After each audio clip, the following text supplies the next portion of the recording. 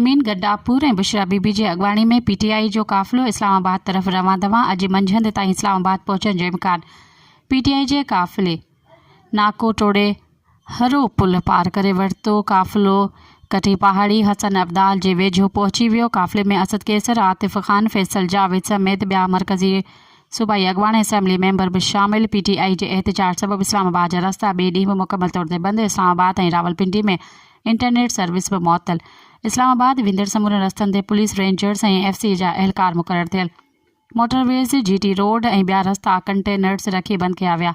रावलपिंडी इस्लामाबाद वेंदड़ express highway खे खोलियो वियो। इस्लामाबाद, रावलपिंडी ऐं मरी में तालीमी इदारा बि बंदि। पंजाब में अहम रोड रस्ता कंटेनर लॻाए बंदि कया विया।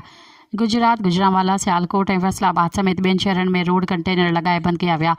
झेलम दरिया जे टिन्ही पुलियुनि जी बंदिश सबबि इस्लामाबाद जो पंजाब सां राब्तो कटिजी वियो। PTI जे मुज़ाहिरीन खे इस्लामाबाद में दाख़िल थियण लाइ मुख़्तलिफ़ एंट्री पॉइंट्स ते 6000 खां वधीक पुलिस एहलकार मुक़ररु।